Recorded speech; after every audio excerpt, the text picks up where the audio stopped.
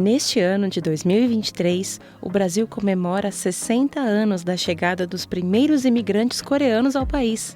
Essa data marca não só um marco histórico para a comunidade coreana no Brasil, mas também um momento importante na história da imigração no país. Os primeiros imigrantes coreanos chegaram ao Brasil em 1963, durante um período em que o Brasil buscava atrair imigrantes para ajudar no desenvolvimento do país. Na época, a Coreia do Sul passava por uma série de conflitos e dificuldades econômicas, o que levou muitos coreanos a buscar oportunidades em outros países. No Brasil, os primeiros imigrantes coreanos se estabeleceram principalmente em São Paulo, onde fundaram suas primeiras empresas e começaram a trabalhar nas áreas de comércio e indústria. Com o passar dos anos, a comunidade coreana no Brasil cresceu significativamente e hoje é uma das maiores da América Latina. A presença da comunidade coreana no Brasil tem contribuído para a diversidade econômica e cultural do país.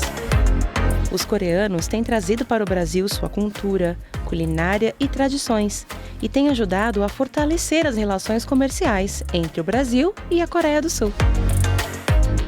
Além disso, os coreanos têm sido ativos na promoção da cultura coreana no país, por meio de festivais, eventos culturais e atividades comunitárias. Essas iniciativas têm ajudado a difundir a cultura e a promover a integração entre as comunidades. Os 60 anos da chegada dos coreanos no Brasil são uma ocasião para celebrar a contribuição da comunidade coreana ao Brasil e fortalecer ainda mais a relação entre o país e a Coreia do Sul. Uma presença que é um exemplo de valor da imigração para o desenvolvimento e a diversidade cultural de um país. Olha que beleza, o programa de hoje vai ser... Eu estou recebendo aqui na Rede Vida de televisão a professora, vou ver se eu consigo falar certo não, Yam Jung Im. Seja bem-vinda. Você não trocou.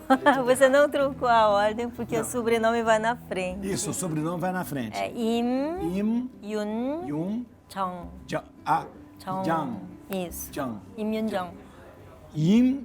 Jung. Jung Jang. Im Yun Jung. E como eu vou te chamar de quê? Yun. Para facilitar, né? Olha, eu te falo, escuta o currículo desta mulher. Ela é representante no Brasil da World Association of Hallyu Studies. Hallyu, o que é? Hallyu, né? Hallyu significa onda coreana, que é essa onda de produtos da indústria cultural coreana que faz sucesso pelo mundo. Interessante, né? A gente vai falar. Ela faz a interseção prática e simbólica entre a imigração coreana e a onda coreana, né? Mas ela é química, graduada em química pela USP, viu? É uma das mais destacadas personalidades da comunidade coreana no Brasil. Veio da Coreia com 10 anos? Com 10 anos? Sim. Né? Os pais imigrantes, então. Sim. Né? Olha que interessante. E ela é mestre em literatura coreana pela Yonsei University em Seul, na Coreia. Sim. Isso. Fundadora, professora, coordenadora do curso de Língua e Literatura Coreana do Departamento de Línguas Orientais da USP. Olha quanta coisa, gente. O único curso de coreano. Não, olha que o único curso de coreano da América do Sul. Olha que beleza. E palestrante, pode contratar ela no Brasil todo. É líder do grupo de pesquisa Hallyu de Estudos Coreanos. Yun, vamos começar assim. A imigração acontece começou há 60 anos atrás. Pelo VT a gente viu, o primeiro lugar que chegaram os coreanos foi São Paulo. Foi pelo Porto de Santos. Pelo Porto de Santos. E como o VT mostrou, o intuito do governo brasileiro ao aceitar esses imigrantes era para que eles trabalhassem com a agricultura, para colonizar o interior de São Paulo, né? Porque o contexto é mais ou menos, está na sequência das imigrações europeias, né? Então, o que ocorre é que a imigração agrícola não deu certo, porque o que os coreanos imaginavam era completamente diferente do que encontraram aqui. E fora que a maioria das pessoas que veio aqui no começo da imigração não eram agricultores. Ah, sim, é verdade. Né? Então, eles vieram tentar uma vida e acharam que, através da agricultura, poderiam fazer alguma coisa. Mas a agricultura do Brasil é completamente diferente da coreana. Porque o Brasil é aquele mundo de terra, né? E a Coreia tem pouca terra. É um ovo, né? Então, eles estão acostumados a pensar na agricultura com um boizinho, tá certo? Sei. Quando eles viram aquilo completamente inóspito, né? Precisariam fazer tudo do zero. Floresta, né? Uma floresta. Eles não tinham know-how, não tinha equipamento, não tinha nada, né? Então, alguns ainda tentaram, ficaram. Eu sei que uma ou duas fazendas ainda permaneceram por algum tempo, mas em pouco tempo eles migraram para a cidade. Agora, os coreanos, eles veem, é uma das últimas imigrações, ondas imigratórias que o Brasil tem, né? Se a gente pensar, sim, é verdade. Se bem que do ponto de vista coreano, foi a primeira imigração oficial. Que isso? Primeira emigração oficial da Coreia, né? Sim. Que interessante. É interessante, né? Eu não sei, olha que interessante. Eles saíram em novembro de 1962 de barco e navio, chegaram aqui em fevereiro, em dezembro, saíram de lá em dezembro. De lá e vieram para cá. Agora, qual o motivo principal dessa emigração dos coreanos? Porque a Coreia passou pela guerra. Primeiro, tivemos 37 anos de ocupação japonesa, que empobreceu muito a população, e depois ainda veio a Guerra da Coreia. A Guerra da Coreia foi aquela guerra que os Estados Unidos não foi... Não, foi entre a Coreia do Norte e Coreia do Sul. Essa guerra que já estava separada. Sei. Aí, depois de 3 anos, acabou a guerra. Não acabou a guerra. Até hoje não acabou a guerra. Assinaram um cessar-fogo, mais ou menos na mesma linha onde começou. Certo? Olha que interessante. E aí continuou dividida. E aí a guerra deixou a Coreia muito pobre. A Coreia é pobre em recursos minerais, né? Então, um dos programas que o governo tentou para desafogar era mandar a gente para fora, né? Isso é uma política que é adotada por muitos outros países. A Irlanda também adotou, né? Que você de repente, para as pessoas poderem até buscar um meio de vida, buscar uma maneira. Sim. Agora, na tempo da Guerra da Coreia, a gente teve essa coisa que... Eu digo os Estados Unidos porque os Estados Unidos tomou partido da Coreia do Sul, a União Soviética da Coreia do Norte. Quando a gente fala Coreia do Sul, Coreia do Norte, isso para os coreanos não existe, né? Coreia do Sul e Coreia do Norte? Existe, porque já faz quase 70 anos, né? De 50... A divisão, assim, de fato, deu em 48, 2 anos antes da guerra. Né? De 48 para cá são quantos anos? Eu não sei fazer. Não sei 70, uns 70 anos, 70 né? anos, né? Então, a realidade do dia a dia a gente vê. Por exemplo, esses dias mesmo, acho que ontem ou antes de ontem, a Coreia do Norte fez um outro teste nuclear, né? Então, a gente vê isso pelo noticiário todo dia, né? E há sempre um temor no Sul, na Coreia do Sul, com praticamente é um país irmão ali, né? Aliás, ainda existe laços de parentesco entre quem está na Coreia do Sul e Coreia do Norte. Sim, mas é que a maior parte já faleceu. Então, quem está vivo e que viveu a Coreia está na faixa de 80 anos para cima, né? Verdade. Mas eles têm, né? Eu tenho um irmão mais novo, deve estar na Coreia do Norte. Tem gente viva assim, né? Tem as famílias separadas pela guerra. Né? Durante a guerra aconteceu, quando a guerra aconteceu, a Coreia tinha cerca de 30 milhões de habitantes, a Coreia inteira. Isso. Cerca de 10 milhões compõem a famílias separadas. Gente! Sim. Há uns 2, 3 anos atrás, fizeram uma estatística sobre quantas pessoas ainda estão vivas, que ainda gostariam de se encontrar com alguém. E tem os programas do governo que promovem esses encontros pontuais. Pode né? encontrar? Eles podem se encontrar? Então, eles promovem eventos. Aí você encontra lá, mas depois volta para Claro. Umas 2, 3 horas juntos e volta, né? Volta. No ritmo que a gente estava fazendo, ia levar 500 anos ainda para que todo mundo se encontrasse, ou seja, inviável, né? Yun, como a gente pode olhar, você tem um olhar mais científico e mais também acadêmico, a contribuição dos imigrantes coreanos para a economia do Brasil, porque foi muito importante. A gente vê, é uma imigração recente, nova, 60 anos, novo, mas tem um impacto muito grande na cultura e também na economia. Sim, sim. Quando os coreanos vieram para São Paulo, em pouco tempo eles se engajaram na indústria do vestuário. Vestuário. E aí, primeiro começaram bordando em casa, costurando em casa, né, varando à noite entre familiares para costurar, acumular um certo capital, né, para depois montarem suas lojas na região do Bom Retiro e também na região do Brás, né? Gente, só para como a gente está falando para o Brasil inteiro, aqui em São Paulo tem uma região que a gente chama de Bom Retiro, e tem o Brás, muita gente sabe que o Brás era uma região antigamente de italianos, né? E depois os judeus. O Bom Retiro era uma região de judeus. Hoje, no Bom Retiro, a gente quase não vê mais, tem algumas sinagogas, mas hoje a gente só vê os coreanos ali praticamente. Tem, né? Ainda uma porção da população judaica, tem alguns equipamentos sociais deles, como sinagogas, restaurantes, tem ainda alguma coisa. Tem uma presença muito A presença maior hoje é coreana, né? Bom Retiro. E também temos outras comunidades que habitam lá, como chineses estão chegando recentemente, bolivianos também, né? E o Brás é uma região hoje conhecida, antigamente era industrial, hoje é conhecida pela essa questão das confecções, vestuário. Confecções, isso já tem bastante tempo. A indústria da confecção na região do Brás tinha começado pela comunidade árabe, né? Isso. Árabe. E depois vieram os coreanos, né? Ao passo que no Bom Retiro eram mais judeus praticando confecção, aí os coreanos vieram, né?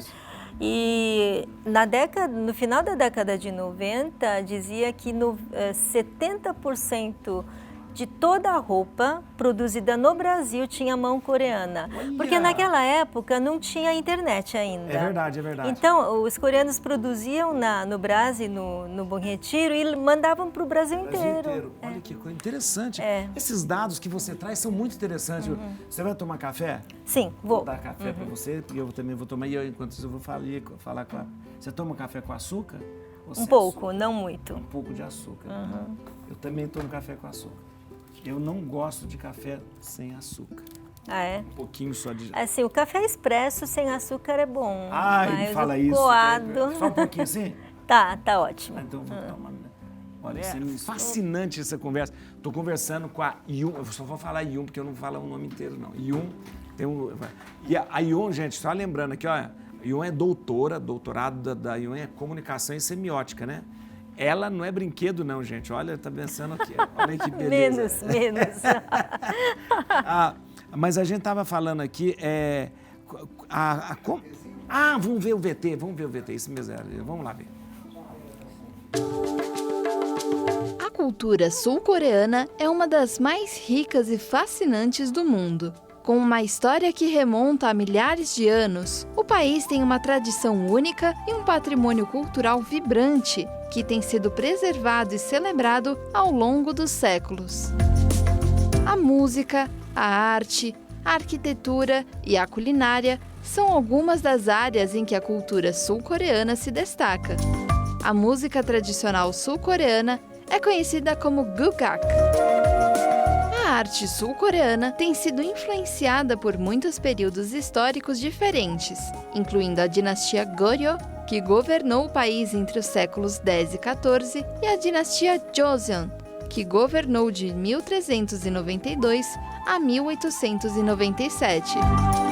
A arquitetura tradicional sul-coreana é caracterizada por suas casas de madeira com telhados curvos e beirais salientes, bem como os templos budistas e palácios reais. A culinária é conhecida por sua variedade e sabores distintos. O kimchi, por exemplo, é um prato fermentado feito com vegetais e especiarias, que é consumido em quase todas as refeições na Coreia do Sul. A cultura pop sul-coreana, conhecida como K-pop, tem ganhado cada vez mais popularidade em todo o mundo. Grupos de música como BTS, Blackpink e Twice têm fãs em todo o mundo e são considerados embaixadores da cultura sul-coreana.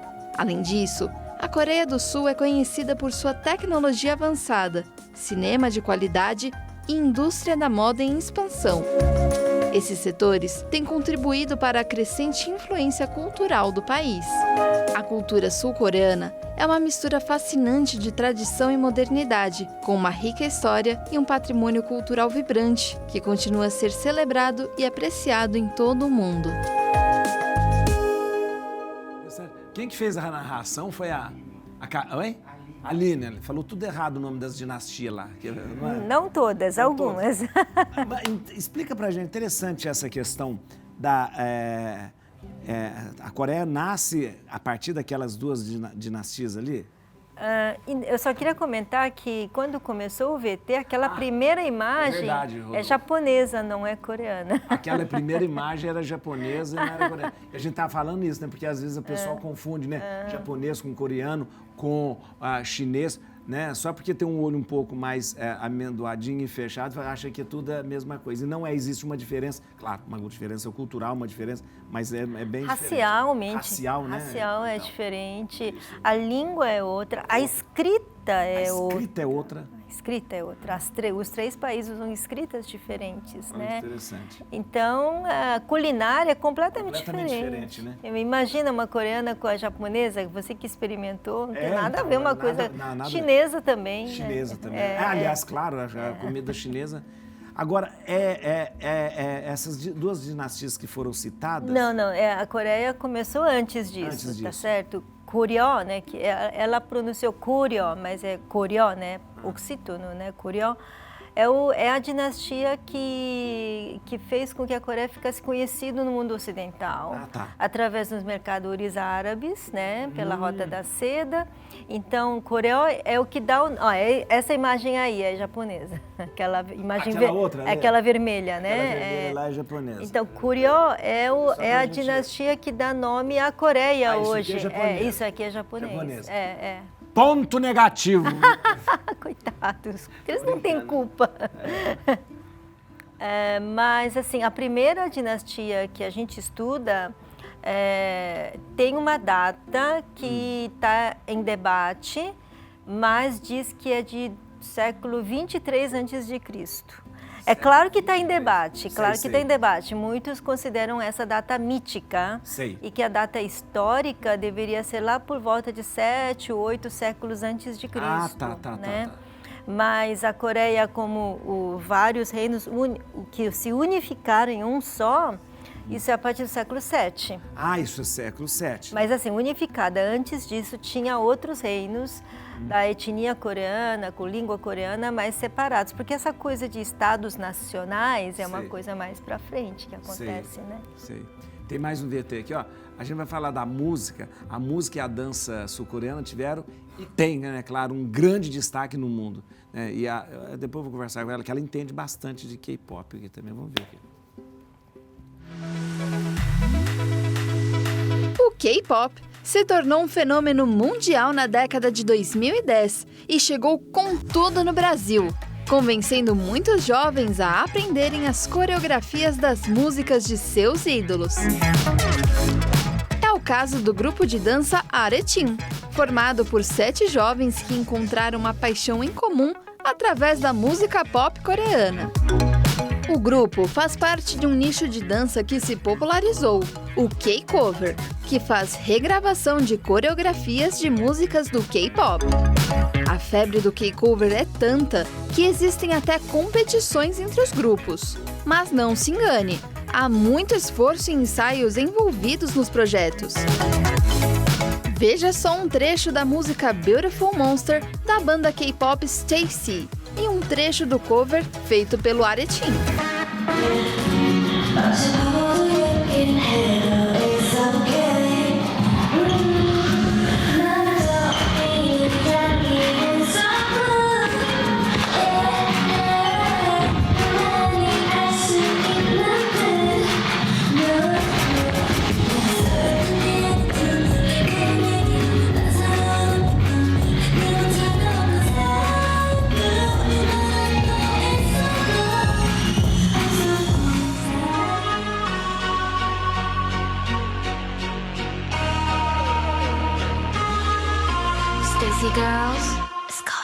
anyway. Yeah, 네가 필요해. Yeah, 마치 퍼즐 같긴 해도 it's okay. 너를 떠올리는 향기는 so blue.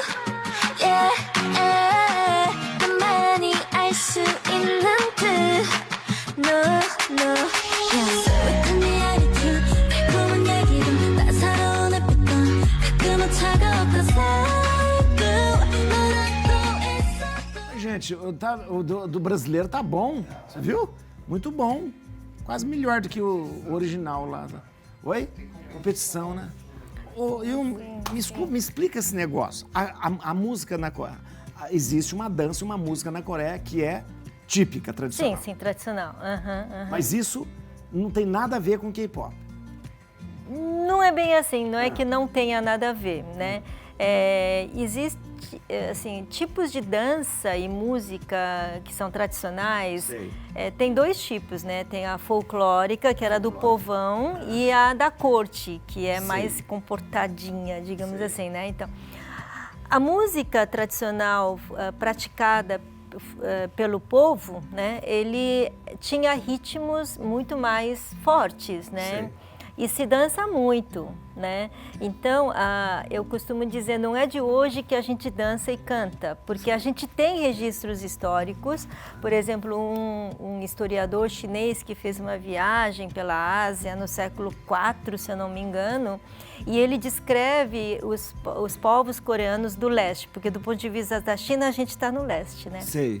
Ah, é verdade. E em todos os lugares que ele visitou, ele escreve lá, quando eles se reúnem para festejar, são dias e dias comendo, bebendo, dançando e cantando. Isso em relação à Coreia? Isso. Isso está em todas as comunidades que ele visitou. Então, a gente tem certas danças tradicionais que são muito rápidas, né? E a gente não pode dizer que o K-pop é um produto somente de agora. Isso. Foi possível porque a gente tem lá na matriz da cultura coreana. Agora, por exemplo, o K-pop invadiu o mundo.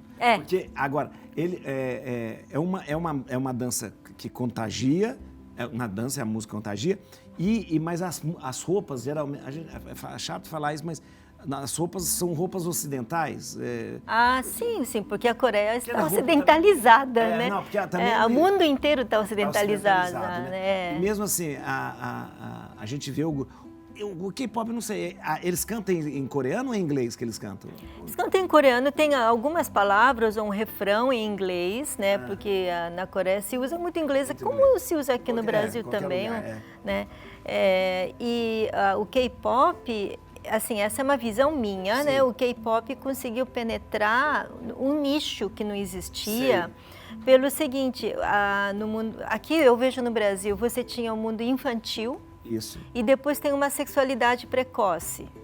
E você não tinha nada no meio, tá certo? Então, essa gente encontrou no K-pop uma atividade que pudesse ser engajada por várias pessoas em conjunto, se divertir em conjunto, muito melhor do que drogar-se, tá certo? Então, e dançar em conjunto ali é um exercício que traz muitos benefícios, porque você está se exercitando. Você está exercitando pontualidade, porque todo mundo tem que estar junto. Espírito de grupo. Companheirismo, espírito de grupo, de conseguir chegar ter uma meta a atingir, né? E isso tudo de uma forma saudável, né? Então, é uma atividade que veio preencher uma lacuna, né? Porque você tinha a Xuxa, pelo menos quando era pequena, você tinha a Xuxa, depois tinha os grupos, né? Você vê esses grupos americanos como Justin Bieber ou Katy Perry, que são músicas muito sexualizadas, sabe? As letras, né? E aí vem um K-pop com uma coisa meio com uma certa candura, inocência, essa visão é interessantíssima. E eu acho que eles preenchem essa lacuna de uma forma bem saudável, né? E que encontrou resposta no mundo todo, né? E mesmo para para a Coreia é importante também. Sim, porque ele virou uma fonte de renda, certo? Sei. E hoje em dia o Hallyu, tem um número que eu não me lembro assim. Por exemplo, Hallyu é aquela onda coreana. A onda coreana, que não é só música, mas tem os seriados, os filmes, né? Culinária, né? Então, o sucesso do K-pop, ele alavancou as exportações coreanas, né? Não só de carro, de eletrodomésticos, né? Computadores, por exemplo, essas telas, celular, né? Exporta-se kimchi enlatado, sabe? Também, né? Então, o efeito da Hallyu é exponenciado, né? Para todas as direções. A Coreia a gente já vai para o intervalo, mas eu queria lembrar. A Coreia hoje é eu vou perguntar para você, como que transforma? Ó, as grandes marcas que a gente conhece, Samsung, né? Hyundai, Kia, LG, né? Ou seja, mas peraí, tem os carros... Tem a SK, que é menos conhecida de você. A SK também é uma famosa. Então, é uma coisa impressionante, porque na tecnologia, em computador, tudo, de repente, a Coreia. E como que um país que há 60 anos atrás estava praticamente destruído, se desenvolve... Isso eu vou perguntar para você daqui a pouco, tá bom? Deve.